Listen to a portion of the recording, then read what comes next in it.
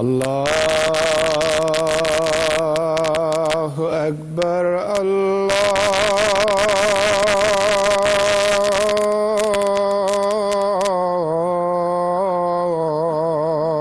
الله أكبر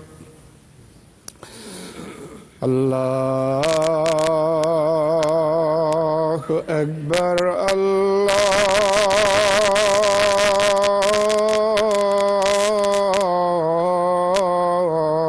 الله أكبر أشهد أن لا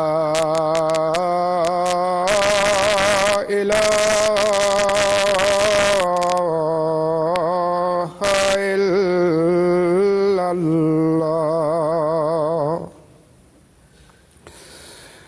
أشهد أن لا إله إلا الله أشهد أن محمدًا رسول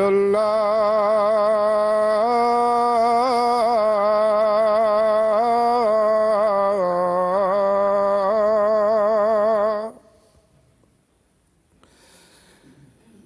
أشهد أن محمدًا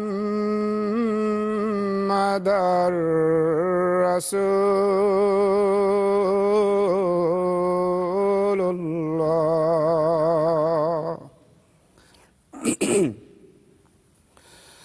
حي على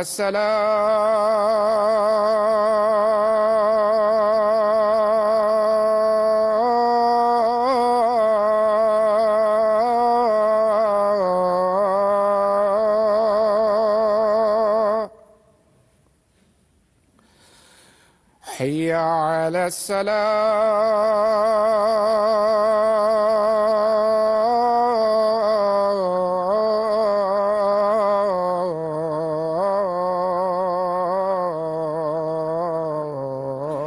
الصلاة حي على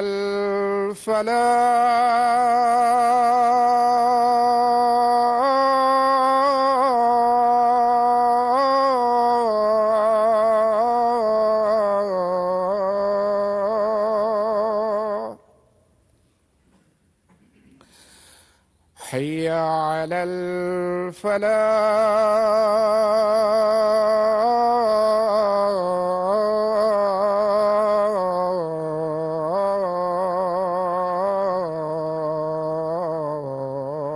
الفلاح الله أكبر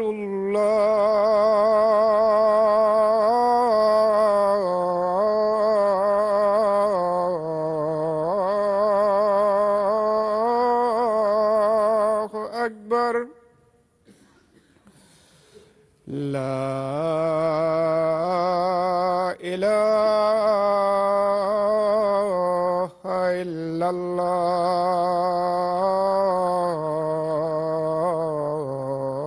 الله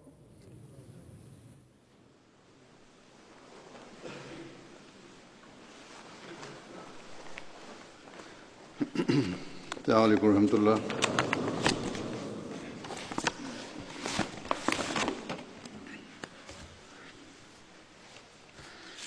أشهد أن لا إله إلا الله وحده لا شريك له وأشهد أن محمدًا عبده ورسوله أما بعد فأعوذ بالله من الشيطان الرجيم بسم الله الرحمن الرحيم الحمد لله رب العالمين الرحمن الرحيم مالك يوم الدين إياك نعبد وإياك نستعين اهدنا الصراط المستقيم صراط الذين أنعمت عليهم غير المغضوب عليهم ولا الضالين.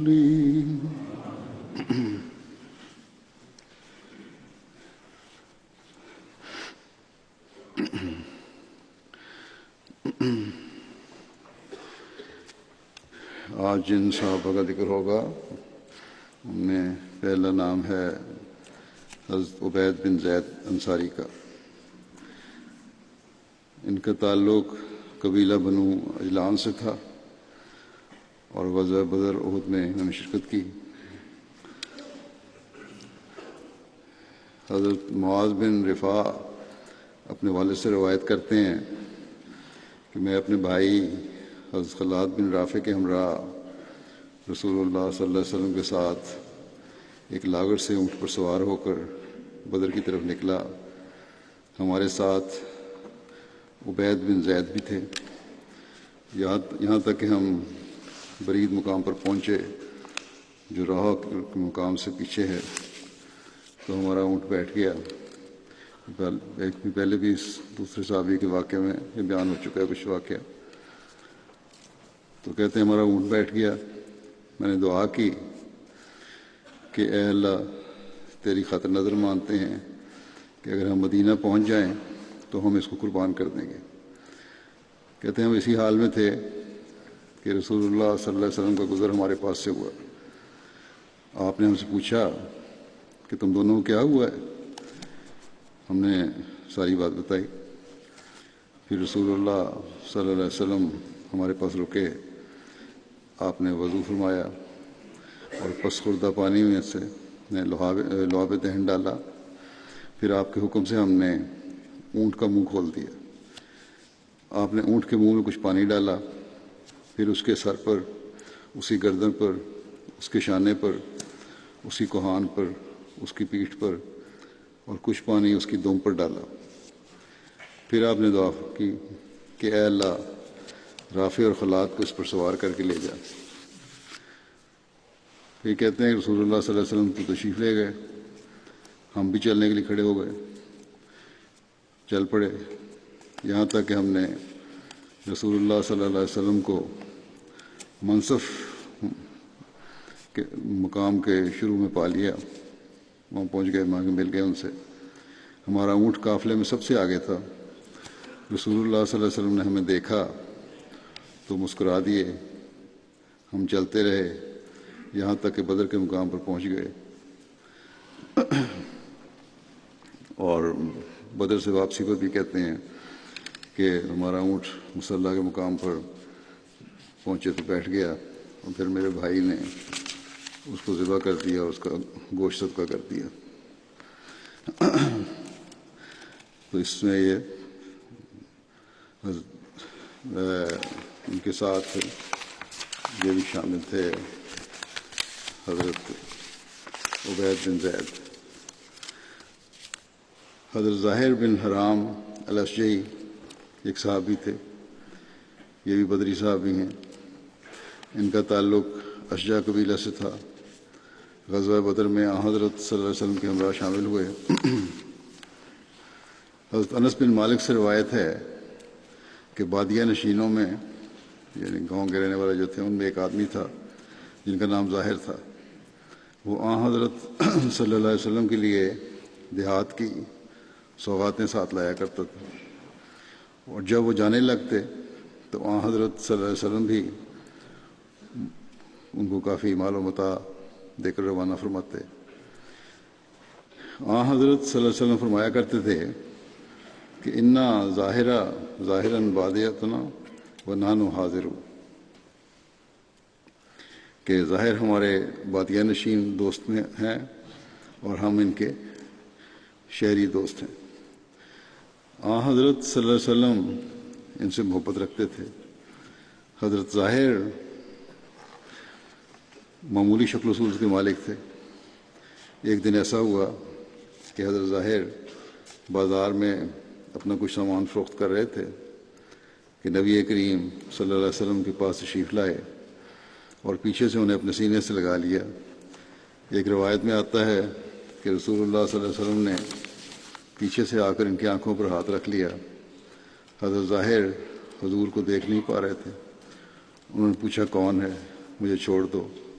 لیکن جب انہوں نے مڑ کر دیکھا تو حضرت صلی اللہ علیہ وسلم کو دیکھا، پہچان لیا۔ جب حضرت ظاہر نے آپ کو پہچان لیا، ذرا سا مڑ کے دیکھا، جھلک نظر آ گئی ہوگی۔ پہچاننے کا یہ مطلب ہے کہ ذرا سا دیکھا جو مڑ کے تو احساس ہوا کہ وسلم ہی ہیں، تو اپنی کمر نبی کریم صلی اللہ علیہ وسلم کے سینہ مبارک سے ملنے لگے۔ حضرت صلی اللہ علیہ وسلم نے مزاحاً کہنا شروع کر دیا کہ کون اس غلام کو خریدے گا۔ جب حضرت ظاہر نے عرض کیا یا رسول اللہ، تب تو آپ مجھے گھاٹے کا سودا پائیں گے، مجھے کس نے خریدنا ہے؟ اس پر نبی کریم صلی اللہ علیہ وسلم نے فرمایا، اللہ کے نزدیک تم گھاٹے کا سودا نہیں ہو، یا فرمایا کہ اللہ کے حضور تم بہت قیمتی ہو۔ حضرت مسلم موعود رضی اللہ عنہ نے بھی نبی کریم صلی اللہ علیہ وسلم کی دلداری کا یہی واقعہ ایک جگہ بیان فرمایا ہے۔ آپ فرماتے ہیں کہ اسی طرح ایک دفعہ رسول کریم صلی اللہ علیہ وسلم بازار میں تشریف لے جا رہے تھے کہ آپ نے دیکھا کہ غریب صحابی جو اتفاقی طور پر بصورت بھی تھے، سخت گرمی کے موسم میں سامان اٹھا رہے ہیں، اسباب اٹھا رہے ہیں، اور ان کا تمام جسم پسینے اور گرد و غبار سے اٹا ہوا ہے۔ رسول کریم صلی اللہ علیہ وسلم خاموشی سے ان کے پیچھے چلے گئے، اور جس طرح بچے کھیل میں چوری چھپے دوسرے کی آنکھوں پر ہاتھ رکھ کر کہتے ہیں اور پھر چاہتے ہیں کہ وہ اندازے سے بتائے کہ کس نے اس کی آنکھوں پر ہاتھ رکھا ہے، اسی طرح رسول کریم صلی اللہ علیہ وسلم نے خاموشی سے ان کی آنکھوں پر ہاتھ رکھ دیے۔ اس نے اپنے آپ کے ملائم ہاتھوں کو ٹٹول کر سمجھ لیا کہ یہ رسول کریم صلی اللہ علیہ وسلم ہیں، تو محبت کے جوش میں اس نے اپنا پسینے سے بھرا ہوا جسم رسول کریم صلی اللہ علیہ وسلم کے لباس کے ساتھ ملنا شروع کر دیا۔ رسول کریم صلی اللہ علیہ وسلم مسکراتے رہے، اور آخر آپ نے فرمایا، میرے پاس ایک غلام ہے، کیا اس کا کوئی خریدار ہے؟ اس نے کہا، یا رسول اللہ، میرا خریدار دنیا میں کون ہو سکتا ہے؟ آپ نے فرمایا، ایسا مت کہو، خدا کے حضور تمہاری بڑی قیمت ہے۔ بس عجیب قسم کی محبتوں کے فیض پائے ان لوگوں نے۔ حضرت صلی اللہ علیہ وسلم نے ایک موقع پر فرمایا کہ اِنَّ لِكُلِّ حاضرۃ بادیۃ وبادیۃ آلِ محمد ظاہر ابن حرام، یعنی ہر شہری کا کوئی نہ کوئی دیہاتی تعلق دار ہوتا ہے، اور آل محمد کے دیہاتی تعلق دار ظاہر بن حرام ہیں۔ ظاہر بن حرام بعد میں کوفہ منتقل ہو گئے تھے۔ اگلے جن صحابی کا ذکر ہے ان کا نام ہے حضرت زید بن خطاب۔ آپ حضرت عمر کے بڑے بھائی تھے، اور حضرت عمر کے اسلام قبول کرنے سے قبل اسلام لے آئے تھے۔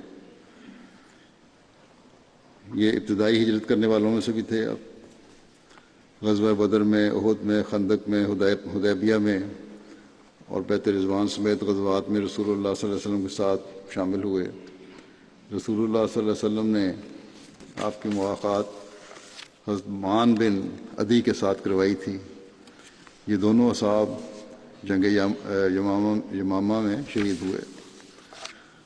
غزوہ احد کے دن حضرت عمر نے حضرت زید کو اللہ کی قسم دے کر فرمایا، حضرت زید حضرت عمر کے بڑے بھائی تھے، ان کو کہا کہ میری زرہ پہن لو۔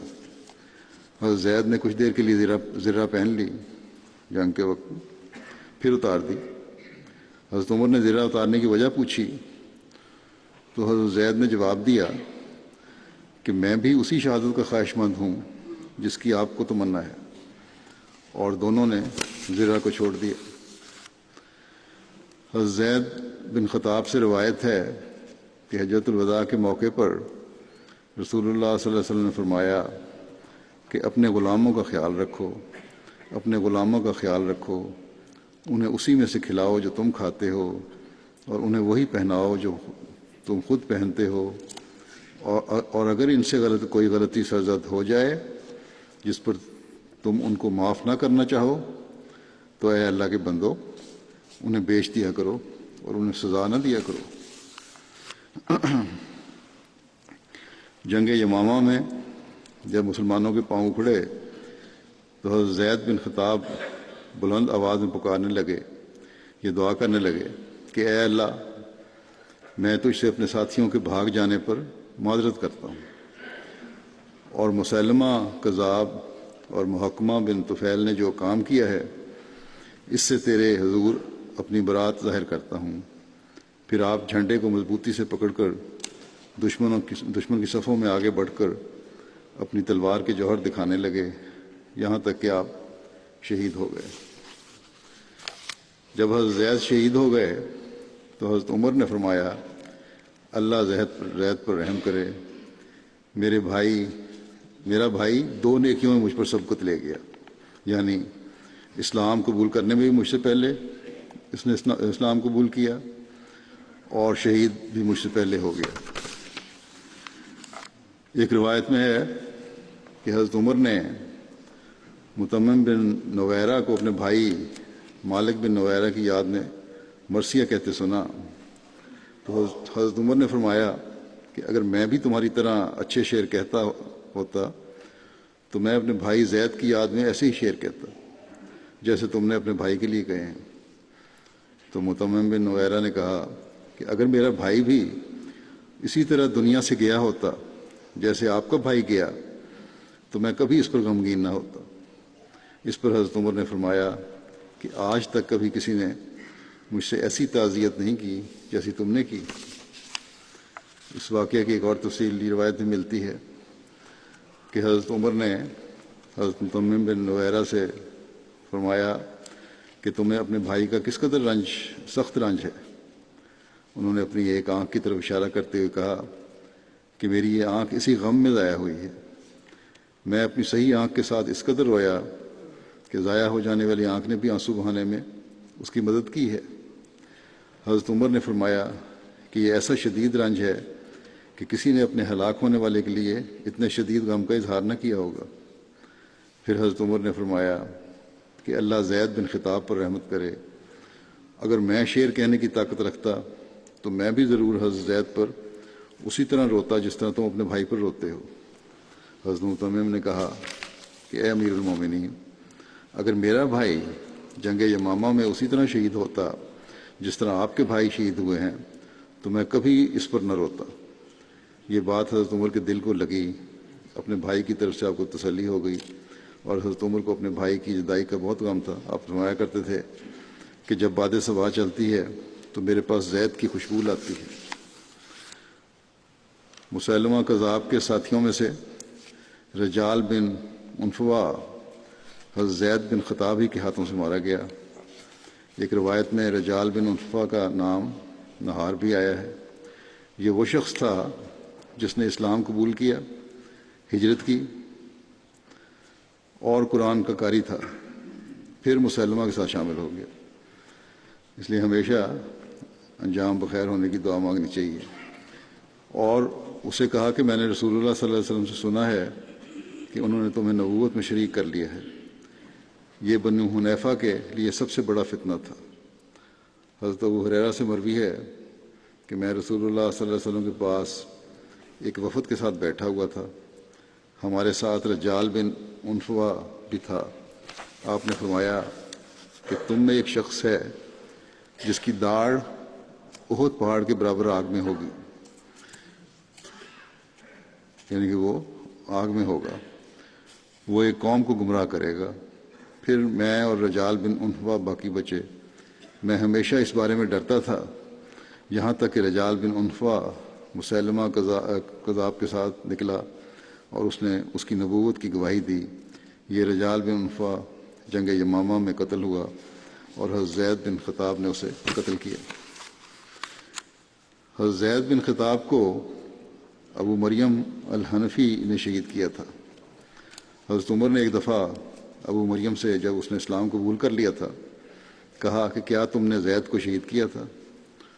اس نے حضرت عمر سے کہا کہ اے امیر المومنین، اللہ تعالیٰ نے حضرت زید کو میرے ہاتھوں عزت بخشی اور مجھے ان کے ہاتھوں رسوا نہیں کیا۔ حضرت عمر نے ابو مریم سے فرمایا کہ تمہاری رائے میں اس روز جنگ یمامہ میں مسلمانوں نے تمہارے کتنے آدمیوں کو قتل کیا تھا؟ ابو مریم نے کہا کہ 1400 یا کچھ زائد۔ حضرت عمر نے فرمایا کہ بیس القتل، کہ کیا ہی برے مقتولین ہیں یہ۔ ابو مریم نے کہا کہ تمام تعریفیں اللہ کے لیے ہیں جس نے مجھے باقی رکھا یہاں تک کہ میں نے اس دین کی طرف رجوع کیا جو اس نے اپنے نبی اور مسلمانوں کے لیے پسند فرمایا۔ حضرت عمر ابو مریم کی اس بات سے بہت خوش ہوئے۔ ابو مریم بعد میں بصرہ کے قاضی بھی بنے۔ اگلے جو جن صحابی کا ذکر ہے ان کا نام ہے حضرت عبادہ بن خشخاش۔ حضرت عبادہ بن خشخاش کا نام واقدی نے عبدہ بن حساس بیان کیا ہے، جبکہ ابن مندہ نے آپ کا نام عبادہ بن خشخاش عنبری بیان کیا ہے۔ بہرحال ان کا تعلق قبیلہ بلی سے تھا۔ حضرت مجزر بن زیاد کے چچا زاد بھائی تھے اور ان کی والدہ کی طرف سے بھی بھائی تھے۔ آپ بنو سالم کے حلیف تھے۔ حضرت عبادہ بن خشخاش غزوہ بدر میں شریک تھے۔ آپ نے قیس بن صائب کو غزوہ بدر میں قید کیا تھا۔ حضرت عبادہ بن خشخاش غزوہ احد کے دن شہید ہوئے اور آپ کو حضرت نعمان بن مالک اور حضرت مجزر بن زیاد کے ساتھ ایک قبر میں دفن کیا گیا۔ اگلے صحابی ہیں ان کا ذکر ہوگا، ان کا نام ہے حضرت عبداللہ بن جد۔ ان کے والد کا نام جد بن قیس تھا جن کی کنیت ابو وہب تھی۔ ان کا تعلق قبیلہ بنو سلمہ سے تھا جو انصار کا ایک قبیلہ تھا۔ حضرت معاذ بن جبل والدہ کی طرف سے بھی آپ کے بھائی تھے۔ حضرت عبداللہ بن جد غزوہ بدر اور غزوہ احد میں شریک ہوئے۔ غزوہ تبوک کے موقع پر رسول اللہ صلی اللہ علیہ وسلم نے حضرت عبداللہ بن جد کے والد ابو وہب سے کہا کہ ابو وہب کیا تم اس سال ہمارے ساتھ جنگ کے لیے نہیں نکلو گے؟ جنگ کے لیے نکلو گے؟ ابو وہب نے کہا کہ آپ مجھے اجازت دیں اور فتنے میں مبتلا نہ کریں، میں نہیں جا سکتا۔ میری قوم جانتی ہے، بہانہ جو اس نے کیا وسلم کے سامنے عجیب بہانہ ہے کہ میری قوم جانتی ہے کہ میں عورتوں کا بہت دل دادا ہوں۔ اگر میں بنو اسفر یعنی رومیوں کی عورتوں کو دیکھوں گا تو اپنے اوپر قابو نہیں رکھ سکوں گا۔ رسول اللہ صلی اللہ علیہ وسلم نے اس سے اعراض کرتے ہوئے اسے اجازت دے دی۔ ٹھیک ہے، بہانہ بنا رہے ہو، چھٹی دے دی، نہ جاؤ۔ حضرت عبداللہ بن جد اپنے والد کے پاس آئے، ان کو یہ پتہ لگا تو، اور اپنے والد سے کہا کہ آپ نے رسول اللہ صلی اللہ علیہ وسلم کی بات کا کیوں انکار کیا ہے؟ اللہ کی قسم آپ تو بنو سلمہ میں سب سے زیادہ مالدار ہیں اور آج موقع ہے کہ اس میں حصہ لیں۔ نہ آپ خود غزبے کے لیے نکلتے ہیں، نہ ہی کسی کو سواری مہیا کرتے ہیں۔ انہوں نے کہا کہ اے میرے بیٹے، اب یہاں بیٹے کے سامنے ایک اور بہانہ ہے، اور وہی حقیقت ہے کہ میرے بیٹے میں کیوں اس گرمی اور تنگی کے موسم میں بنو اسفر کی طرف نکلوں؟ اللہ کی قسم میں تو خربہ وہ جگہ جہاں بنو سلمہ کے گھر تھے، میں موجود اپنے گھر میں بھی ان کے خوف سے اپنے آپ کو محفوظ نہیں سمجھتا۔ رومیوں کو بڑا خوف تھا، ڈر تھا، بزدل آدمی تھے، تو کیا میں ان کی طرف جاؤں اور ان کے خلاف جنگ میں شامل ہوں؟ اے بیٹے، اللہ کی قسم میں تو گردش زمانہ سے خوب آگاہ ہوں، مجھے پتہ ہے حالات کیا ہوتے ہیں، آج کچھ ہیں کل کچھ ہیں۔ ان کی یہ باتیں سن کر حضرت عبداللہ اپنے والد سے سختی سے پیش آئے اور کہا کہ اللہ کی قسم آپ میں تو نفاق پایا جاتا ہے، اور اللہ تعالیٰ ضرور آپ کے متعلق رسول اللہ صلی اللہ علیہ وسلم پر قرآن میں نازل کرے گا جسے سب پڑھ لیں گے، ظاہر کر دے گا اللہ تعالیٰ کہ آپ منافقین میں سے ہیں۔ حضرت عبداللہ کے والد نے اس پر اپنا جوتا اتار کر ان کے منہ پہ مارا۔ عبداللہ وہاں سے چلے گئے اور اپنے والد سے بات نہیں کی۔ جد بن قیس جو والد تھے حضرت عبداللہ کے، جگہ افضل الغابہ میں لکھا ہے کہ ان کے بارے میں نفاق کا گمان کیا گیا ہے، یہ حدیبیہ میں شریک تھے، مگر جب لوگوں نے نبی کریم صلی اللہ علیہ وسلم کی بیعت کی تو اس وقت کی بیعت میں بھی شامل نہیں ہوئے، اور کہا جاتا ہے کہ بعد میں انہوں نے توبہ کر لی تھی اور ان کی وفات حضرت عثمان کے زمانہ خلافت میں ہوئی۔ اگلے جن صحابی کا ذکر ہے یہ حضرت حارث بن اوس بن معاذ ہیں۔ آپ قبیلہ اوس کے سردار حضرت سعد بن معاذ کے بھتیجے تھے۔ غزوہ بدر اور احد میں شریک ہوئے۔ ان کے بارے میں کہا جاتا ہے کہ 28 سال کی عمر میں غزوہ احد میں شہید ہوئے، لیکن بعض دوسری روایات سے یہ پتہ چلتا ہے کہ آپ غزوہ احد میں شہید نہیں ہوئے، چنانچہ حضرت عائشہ رضی اللہ عنہا بیان کرتی ہیں کہ میں غزوہ احد کے موقع پر لوگوں کے قدموں کی پیروی کرتے ہوئے نکلی، میں نے اپنے پیچھے سے زمین کی آہٹ سنی، پلٹ کر دیکھا تو حضرت سعد بن معاذ تھے اور آپ کا بھتیجا حارث بن اوس بھی ہمراہ تھا جو اپنی ڈھال اٹھائے ہوئے تھا۔ یہ روایت اس بات پر بھی دلالت کرتی ہے کہ احد کے بعد بھی زندہ رہے۔ حضرت حارث کے بارے میں بیان کیا جاتا ہے کہ آپ ان لوگوں میں شامل تھے جنہوں نے کعب بن اشرف کو قتل کیا تھا، اور اس حملے کے دوران آپ کے پاؤں پر زخم لگا اور خون بہنے لگا۔ صحابہ آپ کو اٹھا کر رسول اللہ صلی اللہ علیہ وسلم کے پاس لے آئے تھے۔ کعب بن اشرف وہ شخص تھا جو معاہدہ کر کے مدینہ کے سرداروں میں سے تھا اور آن وسلم کے معاہدے میں شامل تھا، لیکن بعد میں اس نے فتنہ پھیلانے کی کوشش کی اور اس کے قتل کا حکم آن وسلم نے دیا۔ بہرحال جب جس کو قتل کرنے کی جو بات جو ان کے زخمی ہونے کا جو واقعہ ہے، اس موقع پر اس کا ذکر ملتا ہے کہ جو شرح عمدۃ القادری قاری میں اس کی مزید تفصیل ہے کہ محمد بن مسلمہ نے اپنے ساتھیوں کے ساتھ جب کعب بن اشرف پر حملہ کیا اور اس کو قتل کر دیا تو ان کے ایک ساتھی حضرت حارث بن اوس کو تلوار کی نوک لگی اور وہ زخمی ہو گئے۔ اپنے ساتھیوں کی تلوار کی نوک سے زخمی ہوئے تھے، چنانچہ آپ کے ساتھیوں نے اٹھا کر تیزی سے مدینہ پہنچے اور آن حضرت صلی اللہ علیہ وسلم کی خدمت میں حاضر ہوئے۔ چنانچہ نبی کریم صلی اللہ علیہ وسلم نے حضرت حارث بن اوس کے زخم پر اپنا لعاب لگایا اور اس کے بعد انہیں تکلیف نہیں ہوئی۔ اس واقعہ کی جو قتل ہے کعب بن اشرف کا،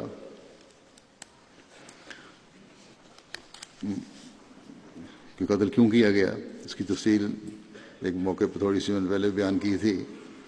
مزید تفصیل جو حضرت مرزا بشیر احمد صاحب نے لکھی ہے وہ بیان کرتا ہوں۔ وہ بعض باتیں وہی ہیں کہ کعب گو مذہباً یہودی تھا، لیکن دراصل یہودی نسل نہ تھا بلکہ عرب تھا۔ اس کا باپ اشرف بنو نبہان کا ایک ہوشیار اور چلتا پرزہ آدمی تھا جس نے مدینے میں آ کر بنو نذیر کے ساتھ تعلقات پیدا کیے، پھر ان کا حلیف بن گیا۔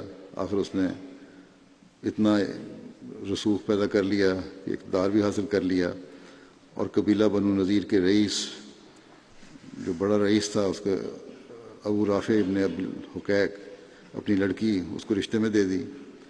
اسی لڑکی کے وطن سے کعب پیدا ہوا جس نے بڑے ہو کر اپنے باپ سے بھی بڑھ کر رتبہ حاصل کیا، حتیٰ کہ بالآخر اسے یہ حیثیت حاصل ہو گئی کہ تمام عرب کے یہودی اسے اپنا سردار سمجھنے لگ گئے۔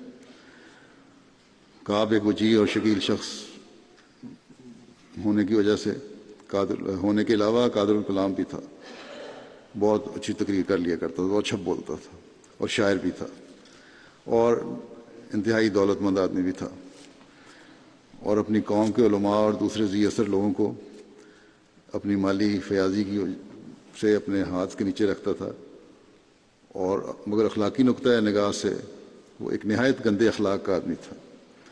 خفیہ چالوں اور ریشہ دوانیوں کے فن میں اسے کمال حاصل تھا.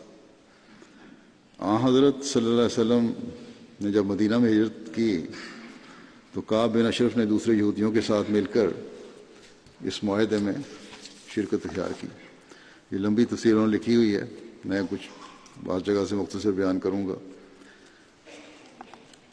بہرحال اس معاہدے میں شرکت کی جو حضرت صلی اللہ علیہ وسلم اور یہود کے درمیان باہمی دوستی اور امن اور امان اور مشترکہ دفاع کے متعلق تحریر کیا گیا تھا. مگر اندر ہی اندر کعب کے دل میں بغض اور عداوت کی آگ سلگنے لگی. معاہدے میں شامل تو ہو گیا لیکن دل میں اس کے فتور تھا، نفاق تھا اور دشمنی تھی، کینہ اور بغض تھا، اور اس کی وجہ سے اس کی آگ میں وہ جل رہا تھا. اور اس کی وجہ، اس بغض اور کینے کی وجہ سے اس نے خفیہ چالوں اور مخفی ساز باز سے اسلام اور حضرت صلی اللہ علیہ وسلم کی مخالفت شروع کر دی. چنانچہ لکھا ہے کہ کعب ہر سال یہودی علماء و مشائخ کو بہت سی خیرات دیا کرتا تھا، لیکن جب حضرت صلی اللہ علیہ وسلم کی ہجرت کے بعد یہ لوگ اپنے سالانہ وظائف لینے کے لیے اس کے پاس گئے تو اس نے باتوں باتوں میں حضرت صلی اللہ علیہ وسلم کا ذکر کیا اور ان سے کہا کہ اپنی مذہبی کتابوں کی بنا پر تمہاری کیا رائے ہے کہ ایک شخص سچا ہے کہ نہیں. انہوں نے کہا کہ بظاہر تو یہ وہی نبی معلوم ہوتا ہے جس کا ہمیں وعدہ دیا گیا ہے. اس جواب پر کعب جو بغض اور کینہ رکھتا تھا بگڑ گیا اور ان کو بڑا سخت برا بھلا کہا، اور جو خیرات انہیں دیا کرتا تھا، یہ وظیفہ لگایا ہوا تھا، وہ نہ دی. یہودی علماء کی جب روزی بند ہو گئی تو پھر یہ کچھ عرصے کے بعد دوبارہ کعب کے پاس گئے اور کہا کہ ہمیں علامات کے سمجھنے میں غلطی لگ گئی تھی، ہم نے غور کیا ہے اصل میں محمد صلی اللہ علیہ وسلم وہ نبی نہیں ہے جن کا وعدہ دیا گیا تھا. بہرحال اس جواب سے کعب کا مطلب تو حل ہو گیا اور اس نے خوش ہو کے ان کو خیرات کر دی، ان کا بھی مطلب حل ہو گیا. تو بہرحال یہ تو ایک مذہبی مخالفت تھی. حضرت میاں بشیر احمد صاحب نے صحیح لکھا ہے کہ مذہبی مخالفت تھی، اور یہ مذہبی مخالفت کو ایسی قابل اعتراض بات نہیں ہے کہ جس پر کوئی انتہائی قدم اٹھایا جائے یا کعب کو زیر الزام سمجھا جائے. اس کے بعد جو اصل حقیقت ہے یہ ہے کہ کعب کی مخالفت زیادہ خطرناک صورت اختیار کر گئی، اور آخر جنگ بدر کے بعد تو اس نے ایسا رویہ اختیار کیا جو سخت مفسدانہ اور فتنہ انگیز تھا اور مسلمانوں کے لیے نہایت خطرناک حالات پیدا ہو گئے تھے. پہلے تو یہ سمجھتا تھا کعب کہ مسلمان کا یہ ایمان کا جوش جو ہے، ایمان کا یہ عارضی چیز ہے اور ختم ہو جائے گا اور واپس اپنے مذہب کی طرف آ جائیں گے. لیکن جب جنگ بدر میں غیر معمولی فتح نصیب ہوئی اور قریش کے اکثر سردار مارے گئے تو پھر اس کو فکر پیدا ہوئی اور پھر اس نے اپنی پوری کوشش اسلام کے مٹانے اور تباہ و برباد کرنے میں صرف کرنے کے تہیہ کیا پوری کوشش سے. اس کے دلی بغض و حسد کا سب سے پہلا اظہار اس بدر کے موقع پر ہی ہوا جب لوگوں نے آ کے کہا کہ مکہ کے کفار پر ہماری فتح ہوئی ہے، تو اس نے بڑا کہا کہ یہ سب جھوٹ ہے اور یہ غلط خبر ہے. لیکن بہرحال جب یہ خبر سچی ثابت ہو گئی اور جیسا کہ ذکر ہوا ہے کہ سچی خبر ثابت ہونے کے بعد غضب اور زیادہ بھڑک اٹھا. اس کے بعد اس نے مسلمان واپس آ گئے جب جنگ بدر کی فتح کے بعد اس نے سفر کیا مکہ کا اور وہاں جا کر مکہ والوں کو اپنی چرب زبانی، اپنی باتیں، اپنی تقریریں اور شعروں کے ذریعے سے ان کے قریش کے دلوں کی سلگتی ہوئی آگ جو تھی مسلمانوں کے خلاف اس کو اور تیز اور کیا اور بھڑکانے کی کوشش کی. اور ان کے دل میں مسلمانوں کے خون کی نہ بجھنے والی پیاس پیدا کر دی اور ان کے سینے جذبات اور انتقام سے سخت بھر دیے۔ جب کعب کی اشتعال انگیزی سے ان کے احساسات میں ایک انتہائی درجے کی تیزی پیدا ہو گئی، بجلی پیدا ہو گئی، تو اس نے ان کو خانہ کعبہ کے صحن میں لے جا کر کعبہ کے پردے ان کے ہاتھ میں دے دیے اور ان سے قسمیں لیں کہ جب تک اسلام اور بانی اسلام حضرت صلی اللہ علیہ وسلم کو دنیا سے ملیہ میٹ نہ کر دیں اس وقت تک چین سے نہیں بیٹھیں گے۔ کہتے ہیں کہ اس کی ان باتوں سے مکے میں آتش فشاں کی سی کیفیت پیدا ہو گئی۔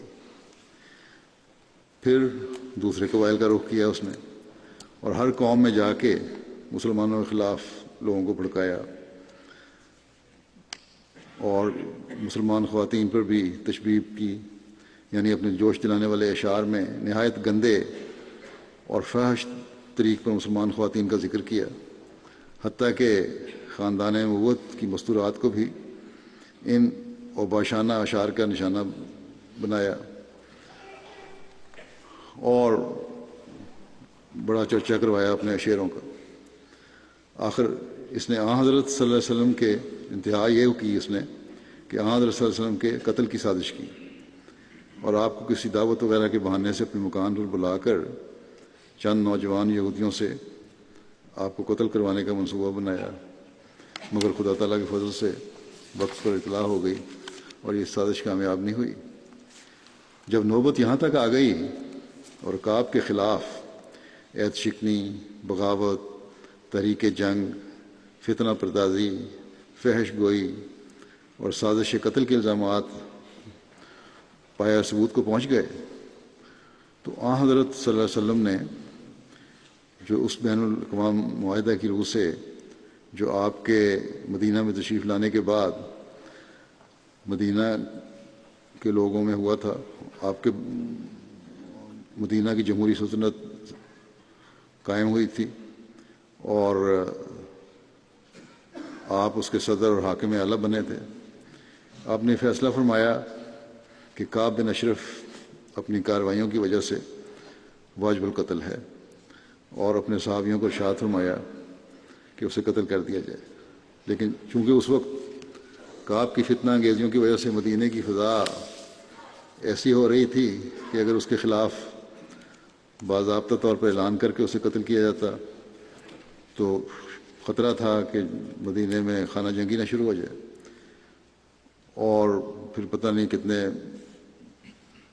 کتنا کشت و خون ہو، اور اس وجہ سے حضرت صلی اللہ علیہ وسلم نے اس جنگ اور فتنے اور فساد اور کشت و خون کو روکنے کے لیے یہ فیصلہ کیا کہ خاموش طریقے سے اس کو قتل کیا جائے،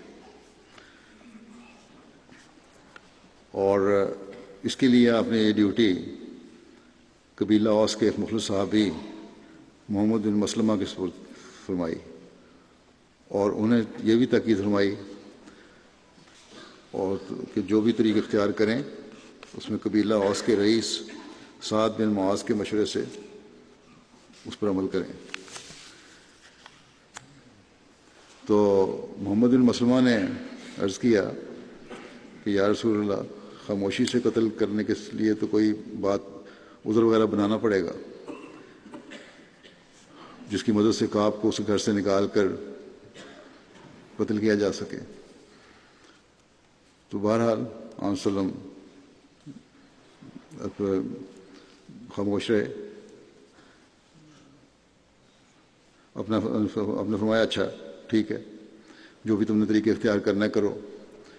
چنانچہ محمد بن مسلمہ نے سعد بن معاذ کے مشورے سے ابو نائلہ اور 2-3 اور صحابیوں کو اپنے ساتھ لیا اور کعب کے مکان پر پہنچے اور ان سے کہا کہ ہمارے صاحب یعنی حضرت صلی اللہ علیہ وسلم نے ہم سے صدقہ مانگا ہے، آج کل ہم تنگ حال ہیں، تم ہمیں کچھ قرض دے سکتے ہو؟ یہ سن کے وہ بڑا خوش ہوا، کہنے لگا کہ وہ دن دور نہیں کہ جب تم اس شخص سے بیدار ہو جاؤ گے اور اسے چھوڑ دو گے۔ تو محمد نے جواب دیا کہ خیر ہم تو محمد رسول اللہ کی اتباع اختیار کر چکے ہیں صلی اللہ علیہ وسلم، اور اب ہم یہ دیکھ رہے ہیں کہ اس سلسلے کا انجام کیا ہوتا ہے، مگر تم بتاؤ کہ قرض دو گے کہ نہیں؟ کعب نے کہا ہاں میں دے دوں گا مگر کوئی چیز رہن رکھو۔ انہوں نے کہا کیا چیز؟ تو اس بدبخت نے پہلی بات یہ ہے کہ اپنی عورتیں رہن رکھ دو میرے پاس۔ ان کو غصہ تو بہت آیا کہ تمہارے جیسے آدمی کے پاس ہم اپنی عورتیں رکھ دیں۔ اس نے کہا اچھا پھر بیٹے دے دو۔ انہوں نے کہا یہ بھی ناممکن نہیں ہے، ہم سارے عرب کا تان اپنے سر پہ نہیں لے سکتے، اگر تم مہربانی کرو تو اپنے ہتھیار رکھ دیتے ہیں رہن تمہارے پاس۔ کعب اس پہ راضی ہو گیا۔ محمد بن مسلمہ اور اس کے ساتھی رات کو آنے کا وعدہ دے کر واپس چلے گئے، اور جب رات ہوئی تو یہ لوگ کھلے طور پر اپنے ہتھیار لے کر آئے، اس کو بلایا، گھر سے باہر لے کر آئے، اس پر قابو پا لیا اور پھر انہوں نے اس کو قتل کر دیا۔ اس وقت جب قتل کیا تو اس وقت زید کا جو ذکر آ رہا ہے ان کو زخمی ہو گئے تھے، ان کو تلوار لگ گئی تھی اپنے لوگوں کی۔ اور پھر جب اس کو قتل کر دیا تو آن صلی اللہ علیہ وسلم کی خدمت میں حاضر ہو کے اس قتل کی اطلاع دی۔ جب صبح اس کے قتل کی خبر مشہور ہوئی تو شہر میں بڑی سنسنی پھیل گئی، سب یہودی جوش میں آ گئے۔ دوسرے دن یعنی صبح اگلے دن یہودیوں کا یہ وفد حضرت صلی اللہ علیہ وسلم کی خدمت میں حاضر ہوا اور شکایت کی کہ ہمارا سردار کعب بن اشرف اس طرح قتل کر دیا گیا ہے۔ تو حضرت صلی اللہ علیہ وسلم نے سن کر فرمایا، انکار نہیں کیا، نہ یہ کہا کہ اچھا مجھے نہیں پتا، کوئی ایسی بات نہیں ہوئی۔ آپ نے فرمایا کہ تمہیں معلوم ہے کہ کعب کس کس جرم کا مرتکب ہوا ہے؟ پھر آپ نے اجمالاً ان کو کعب کی عہد شکنی، تحریک جنگ، فتنہ انگیزی، فحش گوئی، سازش قتل وغیرہ کی کارروائیاں یاد دلائیں، جس پر یہ لوگ ڈر کر خاموش ہو گئے۔ ان کو جب جوش ٹھنڈا ہو گیا، ان کو پتہ لگ گیا کہ ہاں بات تو حقیقت ہے اور یہی اس کی سزا ہونی چاہیے تھی۔ پھر آن صلی اللہ علیہ وسلم نے فرمایا ان سے کہ تمہیں چاہیے کم از کم آئندہ کے لیے امن اور تعاون کا معاہدہ کرو اور عداوت اور فتنہ و فساد کا بیج نہ بو۔ چنانچہ یہود کی رضامندی کے ساتھ آئندہ کے لیے ایک نیا معاہدہ لکھا گیا، اور یہود نے مسلمانوں کے ساتھ امن و امان کے ساتھ رہنے اور فتنہ و فساد کے طریقوں سے بچنے کا اثر نو وعدہ کیا، اور یہ عہد نامہ حضرت علی رضی اللہ عنہ کی سپردگی میں دے دیا گیا۔ تاریخ میں کسی بھی جگہ مذکور نہیں کہ اس کے بعد یہودیوں نے کبھی کعب بن اشرف کے قتل کا ذکر کر کے مسلمانوں پر الزام عائد کیا ہو، کیونکہ ان کے دل محسوس کرتے تھے کہ کعب اپنی مستحق سزا کو پہنچا ہے۔ حضرت مرزا بشیر احمد صاحب لکھتے ہیں کہ مغربی مورخین یہ اعتراض بعد میں کرتے ہیں کہ آن صلی اللہ علیہ وسلم نے ایک ناجائز قتل کروایا اور یہ غلط چیز تھی۔ تو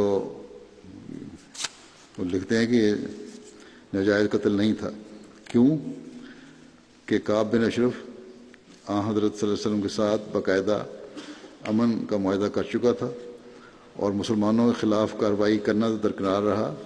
اس نے اس بات کا عہد کیا تھا کہ وہ ہر بیرونی دشمن کے خلاف مسلمانوں کی مدد کرے گا اور مسلمانوں کے ساتھ دوستانہ تعلقات رکھے گا۔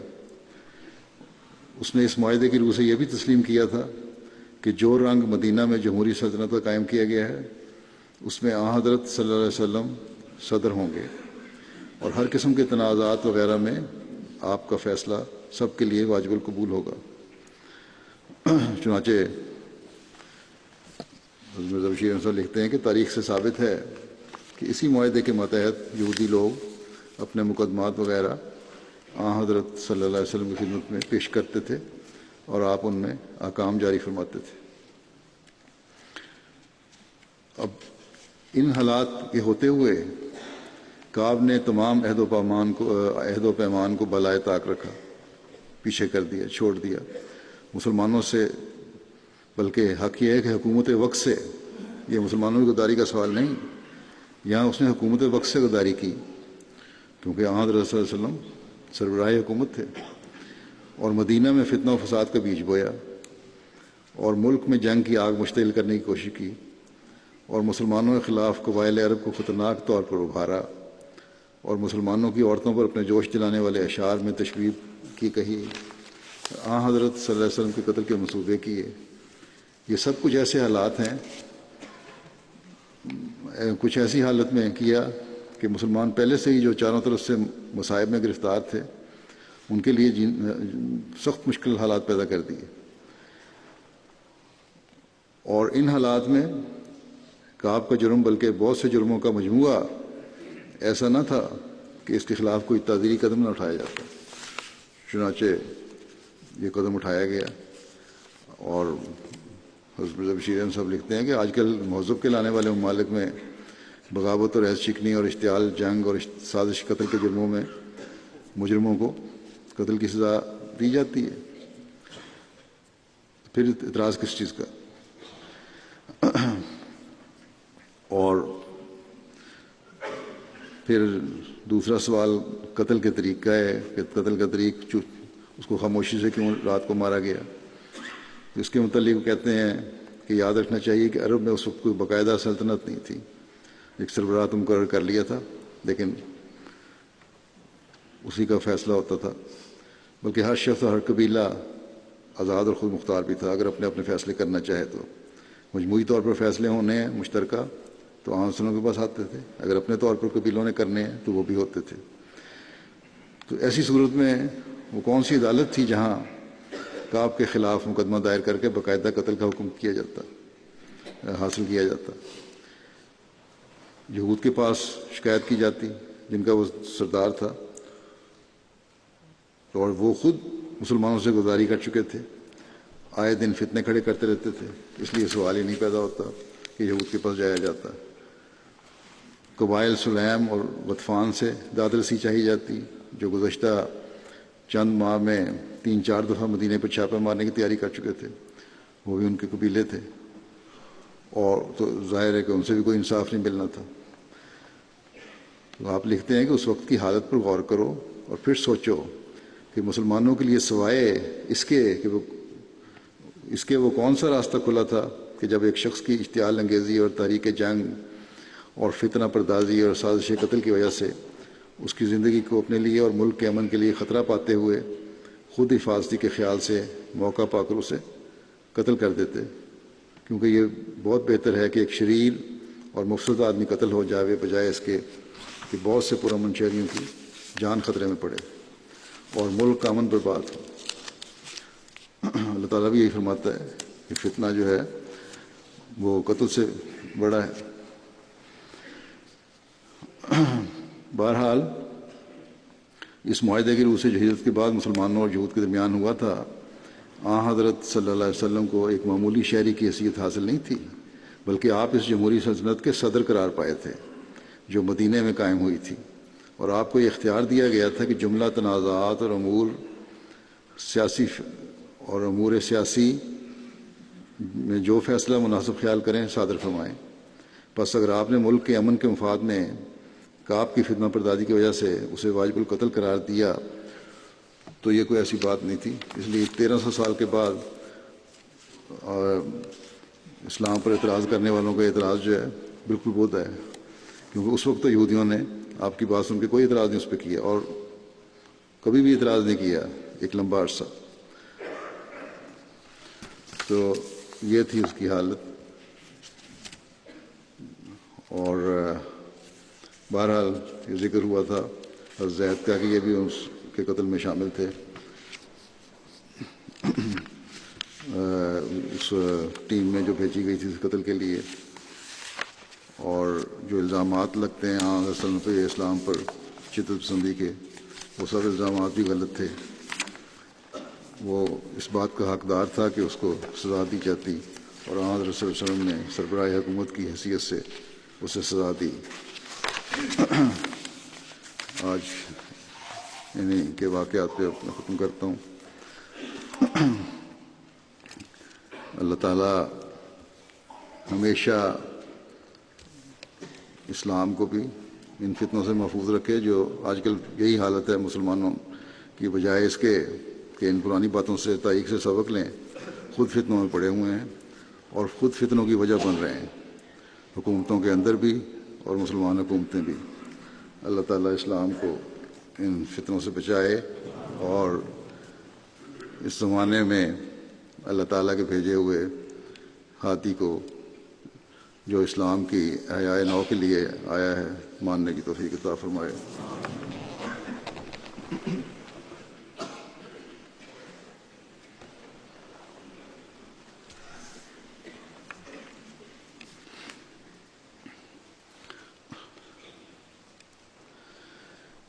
الحمد